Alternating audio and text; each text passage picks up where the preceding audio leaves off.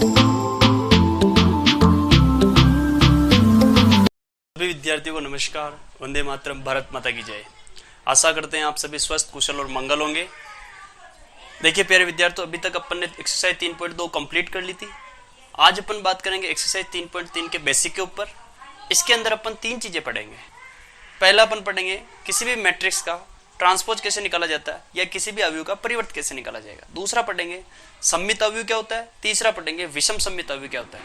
इस प्रकार अपन 3 चीजों के ऊपर इस प्रश्नावली के बेसिक के ऊपर बात करेंगे। अगर आपको ये बेसिक कंप्लीट समझ में आ जाता है तो मेरा विश्वास है आपको एक्सरसाइज 3.3 में कोई भी दिक्कत नहीं आएगी। तो सभी वीडियो को पूरा देखिएगा अंत तक। अच्छा लगे तो लाइक शेयर सब्सक्राइब कीजिएगा और अपने मिलने वालों को भी शेयर कीजिएगा। देखो एक्चुअल में अवयव का परिवर्त या ट्रांसपोज ऑफ ए मैट्रिक्स ये क्या होता है, यानी किसी भी मैट्रिक्स का आपको ट्रांसपोज निकालना है या किसी भी अवयव का परिवर्त निकालना है तो आप उस अवयव के रो को कॉलम में चेंज कर दो या कॉलम को रो में चेंज कर दो। तो इस प्रकार से जो नया अवयव आएगा या नई मैट्रिक्स आएगी वो कहलाएगा उस अवयव का ट्रांसपोज। ठीक है, इसकी परिभाषा लिख रहा हूं, देखिएगा। देखो प्यारे विद्यार्थियों, किसी भी अवयव के परिवर्त की जो डेफिनेशन होती है उसको मैंने लिख दिया ऑलरेडी, ताकि आपका समय वेस्ट नहीं हो। इसको मैं एक बार बोल देता हूं, इससे आप समझ में आ जाएगा। देखो किसी भी अवयव की पंक्तियों को आप स्तंभों में या स्तंभों को पंक्तियों में बदल दो तो इस प्रकार जो आपको अवयव मिलेगा या मैट्रिक्स मिलेगी वो मूल अवयव को क्या कहलाएगी, परिवर्त कहलाएगी या ट्रांसपोज ऑफ ए मैट्रिक्स कहलाएगी। तो देखो जैसे मान लो कोई ए मैट्रिक्स है जिसमें ए एलिमेंट है, वो आई पंक्ति और जे कॉलम वाला है। ठीक है, और उस मैट्रिक्स की कोटि m इंटू एन है। तो इसमें चेंज क्या आएगा, इसका ट्रांसपोज में। देखो इसको ए डैश से भी लिख सकते हो आप, ए की ट्रांसपोज से भी लिखते हो। हमेशा आपको जो अवयव का परिवर्त होता है इसको किससे लिखते हैं अपन, इसको दर्शाते अपन ए के ऊपर टी लिख के ए का ट्रांसपोज लिख सकते हैं या इसको ए डैश से भी लिख सकते हैं। दोनों शब्दों से इसको डिनोट किया जाता है। तो देखो अब इसमें चेंज क्या आता है इसके ट्रांसपोज में, जो ये ए अवयव था। ठीक है, अब ये ए अवयव आप इसके ट्रांसपोज में क्या लिखोगे, जे पंक्ति वाला और आई कॉलम वाला लिख दोगे। यानी पंक्तियां कॉलम में चेंज हो गई और कॉलम किस में चेंज हो गया, पंक्ति में चेंज हो गया। ठीक है, और इसकी कोटि जो m इंटू एन थी वो क्या बन गई, n इंटू एम। कोटि भी चेंज हो गई। ठीक है, एक्सचेंज हो गई। पंक्ति के कॉलम बन गए, कॉलम के पंक्ति बन गई। तो इस प्रकार का इसमें चेंज हो जाता है। अभी एग्जाम्पल से क्लियर हो जाएगा। ये ए मैट्रिक्स है, अब मैं बोल दूं इसका ट्रांसपोज निकालिए। ठीक है, तो इसका ट्रांसपोज जैसे आपको निकालना है या इसका ए डैश निकालना है, एक ही बात है।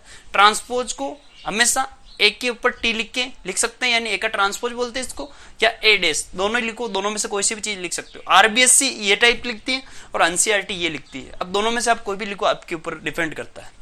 अब देखो इसमें मैंने क्या बताया था आपको, किसी भी मैट्रिक्स का आप ट्रांसपोज निकालना चाह रहे हो तो उसमें रो कॉलम में और कॉलम रो में चेंज हो जाता है। यानी ये जो रो है ये रो किस में चेंज हो जाएगी, कॉलम में। तो इस रो को कॉलम में चेंज हो जाएगी।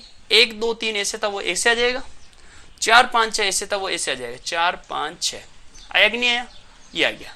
यानी इसमें जो रो थी ये रो ये कॉलम में चेंज हो गई, ये रो इस कॉलम में चेंज हो गई, नहीं हो गई। अब आप देखो इसमें इसकी कोटि कितनी थी, 2 रो थी, इसमें 3 कॉलम थे, तो ये 2/3 की मैट्रिक्स थी। ये कितने की बन गई, अब ये देखो 3 रो है 2 कॉलम, ये 3/2 की बन गई। तो इसमें ये चेंज हुई कि नहीं, 2/3 से 3/2 हो गई कि नहीं हो गई। यानी किसी भी अवयव का आप ट्रांसपोज या परिवर्त निकालोगे तो आपके उसकी कोटि भी चेंज हो जाती है।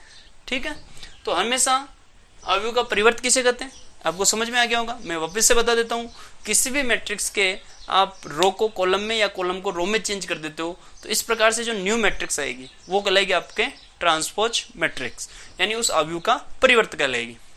और इसको अपन ए ट्रांसपोज यानी ए की पावर टी से भी लिखते हैं और ए डैश से भी लिखते हैं, किसी से भी लिख सकते हो। और ये एग्जाम्पल से आपके क्लियर हो गया होगा। हाँ तो देखो प्यारे विद्यार्थियों, अब अपन देखेंगे अवयव परिवर्त के गुणधर्म, यानी इसकी कुछ प्रॉपर्टीज होती है। क्या होती है इसकी प्रॉपर्टीज, देखो आप, जैसे कोई भी ए मैट्रिक्स है, ठीक है, उसका आपने डैश किया, डैश मतलब उसका ट्रांसपोज निकाला, और वापस उसका आप अगर डैश कर देते हो यानी ट्रांसपोज का भी वापस ट्रांसपोज निकाल देते हो तो आपको जो इस प्रकार से जो मैट्रिक्स मिलेगा वो वापस ए मिल जाएगा। कैसे, इसको उदाहरण से समझना।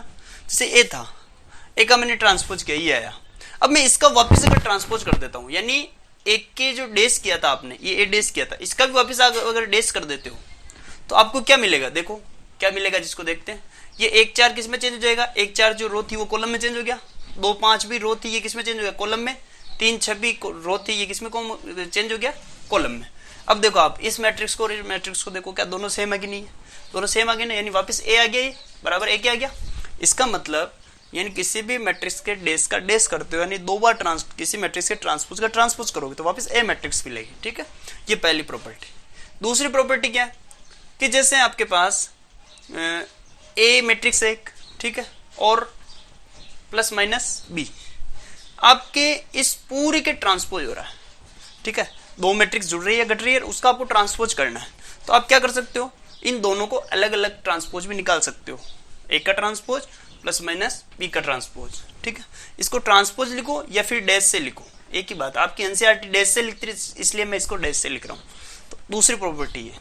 तीसरी प्रॉपर्टी क्या है, जैसे आपके पास के है, के कोई अदिश राशि है। ठीक है, अदिश मतलब स्केलर कोई भी हो सकती है, जैसे न्यूमेरिकल वैल्यू या कुछ भी फंक्शन हो सकता है। अब देखो के साथ कोई ए मैट्रिक्स है और इसका आपको डैश करना है, तो हमेशा देखो मेरी बात सुनो, डैश किसका निकलता है, मैट्रिक्स का निकलता है, यानी ट्रांसपोज हमेशा मैट्रिक्स का निकलता है। ये तो अचर है, ठीक है, अदिश राशि है, तो इसलिए इसका नहीं निकलेगा, तो इसको आप बाहर निकाल लो, केवल ए का डैश होगा। ठीक है, यानी के ए होल डैश हो रहा है, तो इसका आप के को बाहर निकाले केवल ए का डैश कर सकते हो। ये तीसरी प्रॉपर्टी। चौथी प्रॉपर्टी क्या है, चौथी प्रॉपर्टी ये है कि जैसे आप गुणा के अंदर आपके पास 2 मैट्रिक्स है और उसका डैश कर रखा है, तो गुणा के अंदर ध्यान रखना, इसमें क्या होता है, रिवर्स लो चलता है, मतलब बी का डैश पहले आएगा और ए का डैश बाद में आएगा, यानी ए बी का होल डैश बराबर होता है बी डैश ए डैश। ये प्रॉपर्टी आपके काफी काम देगी, इसका अभी आप जब एक्सरसाइज में क्वेश्चन करोगे उससे ये प्रूव भी हो जाएगी, सारी प्रॉपर्टियां आपको पता भी चल जाएगा। ठीक है, तो ये अपन ने अभी समझा अवयव का परिवर्त क्या होता है, उसकी चारों प्रॉपर्टियां क्या है, उसके बारे में अपन ने देखा। हाँ तो प्यारे बच्चों, अब अपन बात करेंगे सममित अवयव या सिमेट्रिक मैट्रिक्स। ये सममित अवयव क्या होता है, सममित अवयव ऐसा होता है कि जैसे हमने किसी भी मैट्रिक्स का आपने ट्रांसपोज निकाला, मान लो ए मैट्रिक्स है, उसका आपने डैश निकाला, और किसी मैट्रिक्स का ट्रांसपोज निकाला, वापस आपको वही मैट्रिक्स मिल गई ए मैट्रिक्स ही, तो वो गलत है आपका सममित अवयव। देखो इसमें देखो, सममित अवयव की डेफिनेशन क्या है कि भाई एक वर्ग अवयव ए है, वो सममित अवयव कहलाएगा यदि और केवल यदि क्या होगा, ए डैश का आप किसके बराबर आ रहा होगा, ए के बराबर होगा। ठीक है, यानी ए मैट्रिक्स का जो ट्रांसपोज किया वापस ए के बराबर आ गया, तो ऐसे मैट्रिक्स कहलाएगी आपके सिमेट्रिक मैट्रिक्स या सममित अवयव कहलाएगी। ठीक है, लेकिन एक चीज ध्यान रखना, इसमें एक आवश्यक शर्त है। आवश्यक शर्त क्या है, वो मैट्रिक्स कैसी होनी चाहिए, आपके वर्ग अवयव होनी चाहिए, यानी स्क्वायर मैट्रिक्स होनी चाहिए। देखो अब मैं इसको एक एग्जांपल से समझाता हूं आपको, सिमेट्रिक मैट्रिक्स क्या होती है या सममित अवयव क्या होता है। देखो ये आपके ए मैट्रिक्स है, ठीक है, ये आपकी ए मैट्रिक्स है। अब आपने इस ए मैट्रिक्स का आपने ट्रांसपोज निकाला, ध्यान दो, इस ए मैट्रिक्स का आपने ट्रांसपोज निकाला और इसका ट्रांसपोज या बोलो या इसका डैश बोलो, एक ही बात है। ये ए एच जी जो रो है वो आ जाएगी कॉलम में, ये आ गई कॉलम में, इसको भी अपन ने कॉलम में ले लिया, इसको भी कॉलम में ले लिया, आ गई ना। अब इस मैट्रिक्स को और इस मैट्रिक्स को देखो, आप दोनों मैट्रिक्स को देखो, क्या दोनों मैट्रिक्स सेम आ रही है, देखो दोनों मैट्रिक्स सेम आ रही है, आ रही कि नहीं आनी, यानी आपने यहाँ पे ए मैट्रिक्स का ट्रांसपोज निकाला, डैश निकाला, तो वापस ए मैट्रिक्स आ गई, इसका मतलब ये मैट्रिक्स कैसे कहलाएगी, सममित अवयव कहलाएगी। ठीक है, अब देखो इसकी रो और कॉलम कितनी है, 3x3 की है कि नहीं है, ये भी 3x3 की है कि नहीं है। तो मैंने आपको बताया था सममित अवयव होने के लिए कंडीशन जरूरी है, कैसी मैट्रिक्स होनी चाहिए, वर्ग अवयव होना चाहिए। ठीक है, तो ये वर्ग अवयव जिसमें रो और कॉलम की संख्या समान हो, ठीक है, ये वर्ग अवयव ही है। ओके, अब इसमें एक विशेषता होती है, एक विशेषता क्या कि जैसे आप कोई सा भी अवयव ए है, ठीक है, ए अवयव में मान लो वो अवयव आई पंक्ति और जे कॉलम में है, जो ए अवयव है वो आई पंक्ति और जे कॉलम में है, तो इसमें क्या विशेषता होती है, अगर वो अवयव सममित है तो वो का वही अवयव आपको वापस कहां पे मिलेगा, वो का वही आपको जे पंक्ति और आई कॉलम में मिल जाएगा। ठीक है, यानी ए आई जे बराबर क्या होता है, ए जे आई होता है, इसकी एक विशेषता है। ठीक है, नोट डाल के लिखेंगे अभी। तो ए आई जे का मतलब समझना, जैसे कोई अवयव A13 है, A13 यानी A13 यहाँ पे क्या बताओ, A13 यहाँ पे क्या है, पहली रो तीसरे कॉलम का एलिमेंट, देखो पहली रो तीसरे कॉलम का एलिमेंट क्या, G। अब आप 3-1 कर देते हो, मान लो A31 कर देते हो, तो A31 भी आपको क्या मिलेगा, G मिलेगा। देखो A31 तीसरी रो पहला कॉलम, तीसरी रो पहला कॉलम, ये G मिला कि नहीं मिला, मिल गया। ठीक है, यानी इसमें क्या होता है, जो रो को कॉलम में या कॉलम को रो में चेंज करना, आई जे को जे आई कर देते हो तो एलिमेंट सेम ही होता है इसमें, ये होती है सममित अवयव की विशेषता। या फिर इसको अपन ऐसे बोल सकते हैं कि इसमें क्या होता है, जो मुख्य विकर्ण होता है ना, ठीक है, प्रिंसिपल डायगोनल, ये आपका जो मुख्य विकर्ण है, इसके सापेक्ष समान दूरी पे समान अवयव स्थित होते हैं। समान दूरी का मतलब देखो यहाँ पे अच्छा तो यहाँ पे भी अच्छा कि नहीं है, यहां से ये जी पे है तो यहाँ पे भी जी है कि नहीं है, यहाँ पे एफ है तो यहाँ पे भी एफ है कि नहीं है ना। यानी ये समान दूरी पे विकर्ण, जो मुख्य विकर्ण होता है, इस मुख्य विकर्ण के सापेक्ष समान दूरी पे समान अवयव होते हैं। ठीक है, इसको अपन मैं नोट लगा के लिखा देता हूँ। भाई सममित अवयव में क्या होता है, सभी जो अवयव होते हैं वो क्या होते हैं, मुख्य विकर्ण के सापेक्ष समान दूरी पे क्या होते हैं, समान अवयव। जैसे यहाँ पे 3 2 के ऊपर जो अवयव है वही 2 3 में मिल जाएगा। 3 2 पे कौन सा, तीसरी रो दूसरे कॉलम में देखो, तीसरी रो दूसरे कॉलम में अवयव है। अब 2 3 पे देखो, दूसरी रो तीसरे कॉलम में अवयव, सेम आया कि नहीं आया ना, तो ये सेम आ गया। तो इस प्रकार इसमें सममित अवयव में क्या होता है, किसी भी मैट्रिक्स का आप ट्रांसपोज निकालते हो वापस वही मैट्रिक्स मिलेगी। ठीक है, ये हो गया आपके सममित अवयव। हाँ तो फिर बच्चों अब अपन बात करेंगे विषम सममित अवयव। विषम सममित अवयव क्या होता है, देखो स्क्यू सिमेट्रिक मैट्रिक्स जिसको इंग्लिश में बोलते हैं। देखो ये क्या होती है कि किसी भी मैट्रिक्स है, ठीक है, जैसे ए मैट्रिक्स है और उसका आपने ट्रांसपोज किया या उसका डैश निकाला, ठीक है, उसका ट्रांसपोज किया या डैश निकाला, तो आपको जो डैश किया वो क्या मिला, जो ए मैट्रिक्स थी उसकी ऋणात्मक मैट्रिक्स मिल गई। किसी भी मैट्रिक्स का आपने डैश किया, आपको उसकी ऋणात्मक मैट्रिक्स मिल गई, तो आपको ये कहलाएगा विषम सममित अवयव। इसको परिभाषा लिखते हैं। परिभाषा क्या होती है, इसके लिए भी एक अनिवार्य कंडीशन है या आवश्यक शर्त है, वो क्या है कि ये जो अवयव होना है ये कैसा होना चाहिए, वर्ग अवयव होना चाहिए। ठीक है, इसकी परिभाषा लिख देते हैं।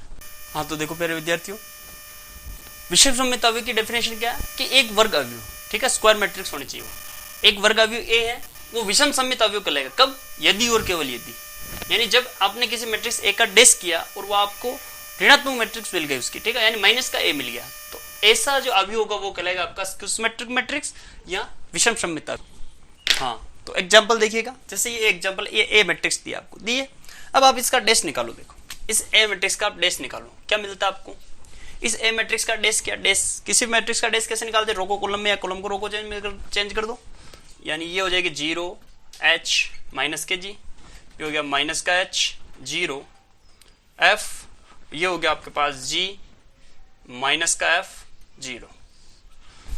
अब इस मैट्रिक्स को और इस मैट्रिक्स को देखो, ठीक है, अगर मैं इस मैट्रिक्स में से माइनस कॉमन ले लेता हूं, जैसे मैंने इस मैट्रिक्स में से माइनस कॉमन ले लिया, ठीक है, तो मैंने इस मैट्रिक्स में से माइनस कॉमन ले लिया, तो माइनस कॉमन लेने के बाद क्या बचेगा मुझे, माइनस कॉमन लेने के बाद 0, तो प्लस वाली टर्म माइनस बन जाएगी, माइनस वाली टर्म प्लस बन जाएगी, ठीक है, माइनस h बन जाएगा प्लस का h, प्लस का g बन जाएगा माइनस का g, प्लस का h बन जाएगा माइनस का h 0, माइनस का बन जाएगा प्लस का f, ये माइनस का g प्लस का g प्लस का माइनस का ये 0, ये मैट्रिक्स आ गई, आएगी नहीं है।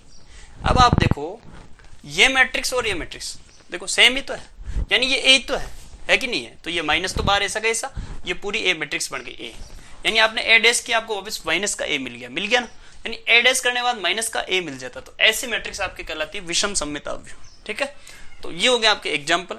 इसमें भी एक विशेषता होती है, देखो प्यारे विद्यार्थी, इसकी एक विशेषता होती है कि इसका जो मुख्य विकर्ण होता है ना, उस मुख्य विकर्ण के ऊपर अवयव सारे क्या मिलते हैं आपको, 0 मिलेंगे, फिक्स है। अगर मुख्य विकर्ण के ऊपर आपको यानी प्रिंसिपल डायगोनल के ऊपर आपको कंप्लीटली सारे अवयव 0 मिल रहे हैं, इसका मतलब आप देख के भी बता सकते हो कि ये विषम सममित अवयव, ठीक है ना।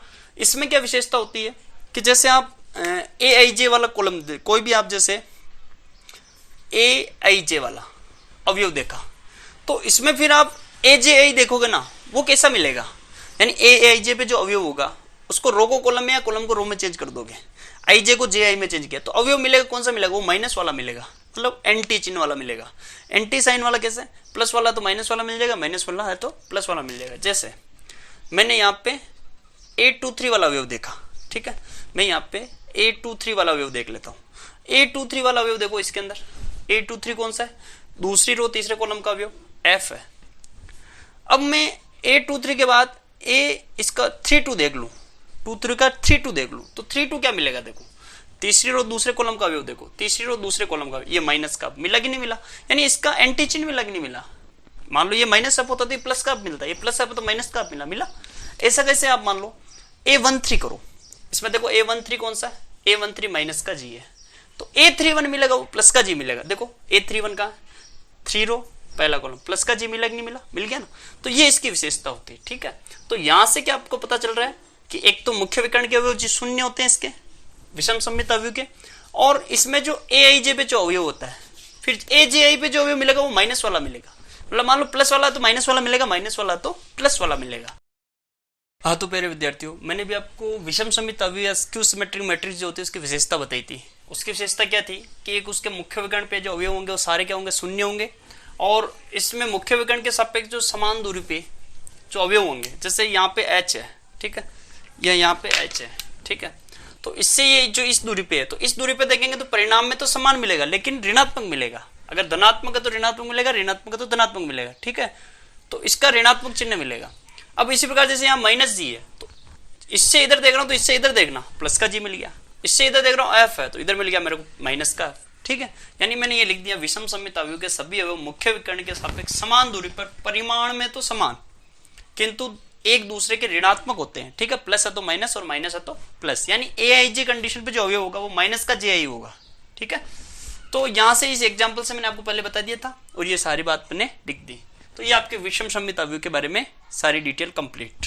हाँ तो प्यारे बच्चों, अब देखो अपन एक आपके इसके ऊपर दो प्रमेय है, तो उस प्रमेय को देख लेते हैं। एक प्रमेय देखो आपके पास, किसी कोई वर्गावयव दे रखा और कोई वर्गावयव आपको ए दे रखा, ए के लिए आपको ए प्लस ए डेस एक सममित अवयव होता है तथा ए माइनस का ए डेस एक विषम समित अवयव होता है, ठीक है। ये प्रमेय, ये रिजल्ट है, फिक्स है।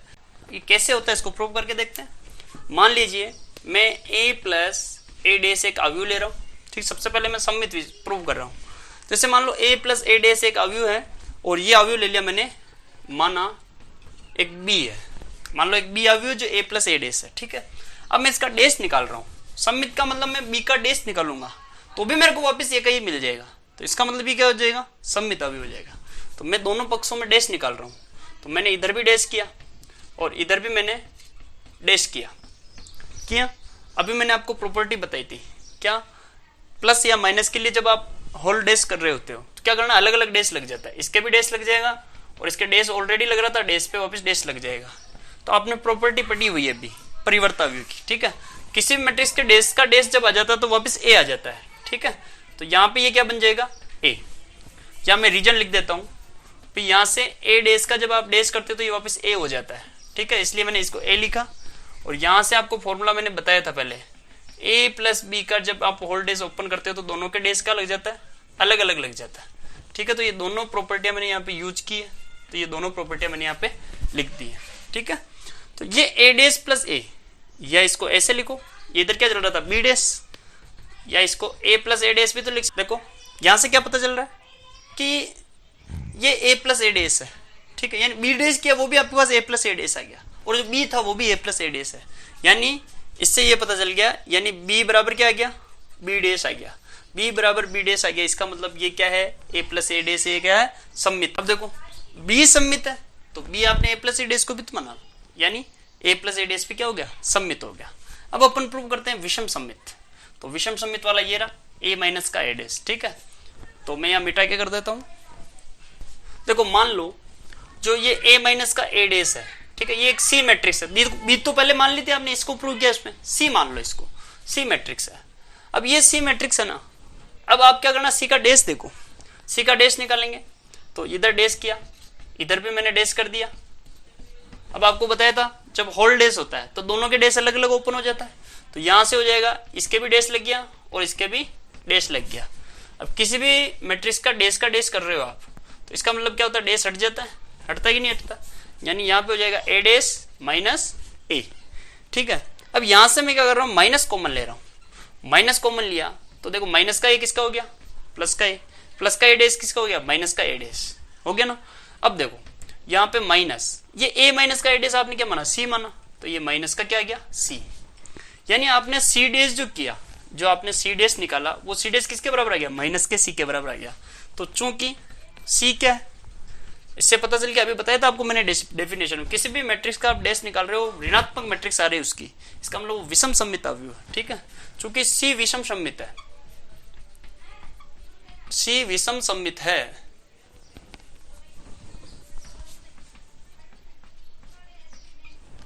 इसलिए चूंकि सी विषम सममित अवयव है, इसलिए जो a माइनस ए डेश, यानी आपने a माइनस ए डेश को ही तो माना सी, तो a माइनस ए डेश भी क्या हो गया, विषम सममित